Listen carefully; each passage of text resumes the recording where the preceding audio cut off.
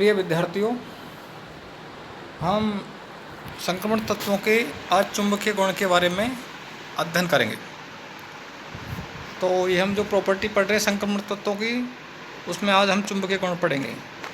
परमाणु के रूढ़ यांत्रिकी के अनुसार परमाणु में उपस्थित इलेक्ट्रॉन दो प्रकार की गति करते हैं। नंबर 1 कक्षीय गति, दूसरी चक्रण गति। तो कक्षीय गति होती है जिसको हम ऑर्बिटल मोशन बोलते हैं। प्रत्येक इलेक्ट्रॉन नाभिक के चारों ओर उपस्थित कक्षों में वृत्ताकार गति करते हैं, अतः उनकी तुलना एक वृत्ताकार तार में बहती हुई विद्युत धारा से की जा सकती है, जिसके परिणामस्वरूप उस क्षेत्र में एक चुंबकीय आघूर्ण उत्पन्न हो जाता है। इस प्रकार से उत्पन्न चुंबकीय आघूर्ण को हम कक्षीय चुंबकीय आघूर्ण अथवा कक्षीय आघूर्ण कहते हैं। दूसरा होता है चक्रण गति।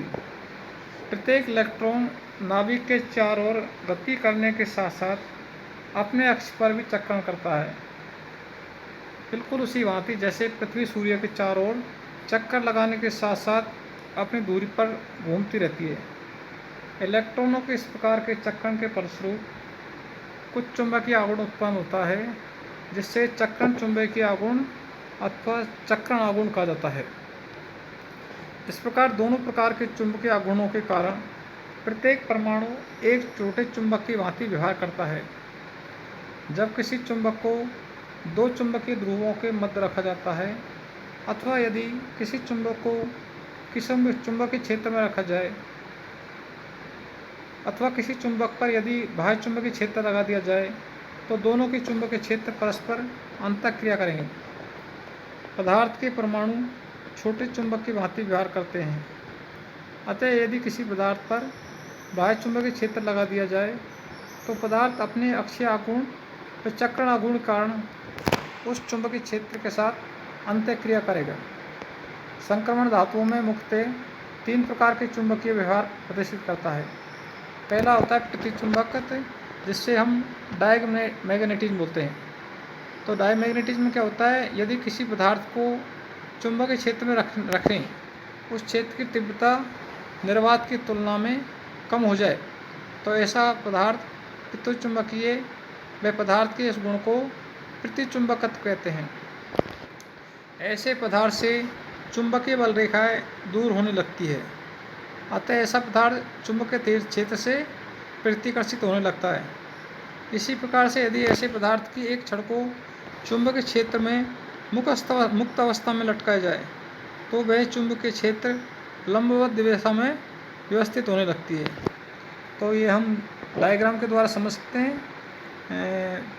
किसी पदार्थ को चुंबकीय क्षेत्र के मध्य रखते हैं, तो चुंबकीय बल रेखा इनसे प्रतिकर्षित हो रही है, और यदि किसी छड़ को लटकाया जाए चुंबकीय क्षेत्र को मध्य, तो वह छड़ चुंबकीय क्षेत्र में लंबवत दिशा में होती है, जैसे कि हम डायग्राम के द्वारा बता सकते हैं।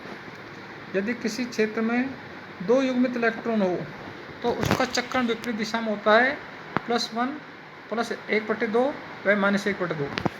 अतः स्थिति में एक इलेक्ट्रॉन द्वारा उत्पन्न किया हुआ चुंबकीय आघूर्ण दूसरे इलेक्ट्रॉन द्वारा उत्पन्न किए गए चुंबकीय आघूर्ण को उदासीन कर देता है, क्योंकि दोनों इलेक्ट्रॉनों द्वारा उत्पन्न किए गए चुंबकीय आघूर्ण एकदम समान व विपरीत होते हैं।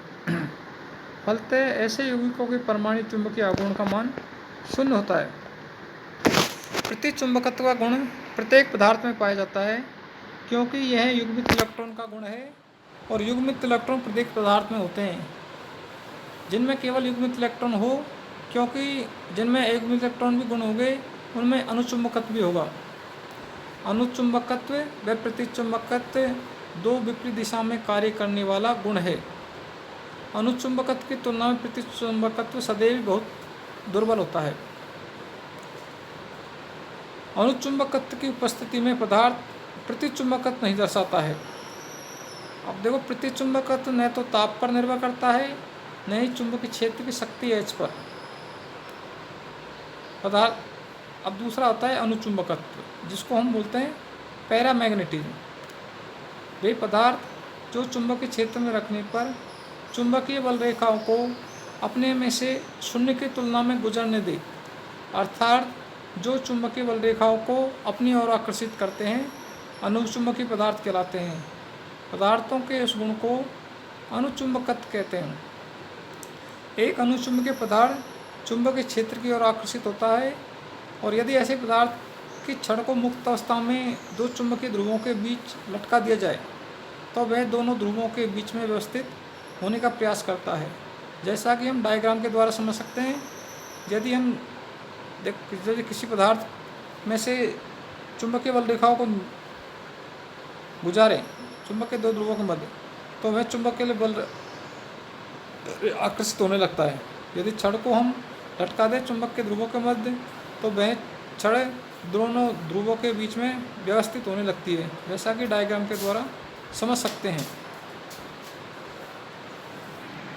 जिन पदार्थों में एक अथवा अधिक अयुग्मित इलेक्ट्रॉन होते हैं, उनमें उन अयुग्मित इलेक्ट्रॉनों द्वारा उत्पन्न किया हुआ चुंबकीय आघूर्ण उदासीन नहीं हो पाता है। फलतः ऐसे पदार्थों में कुछ स्थायी व निश्चित मात्रा में चुंबकीय आघूर्ण पाया जाता है। अतः ऐसे पदार्थ चुंबकीय क्षेत्र में आकर्षित होते हैं। ऐसे पदार्थ में अनुचुंबकीय भार प्रदर्शित होता है। अनुचुंबकीय अणु स्वयं को एक आदर्श स्थिति में अभिविन्यासित करने के लिए मुक्त होते हैं।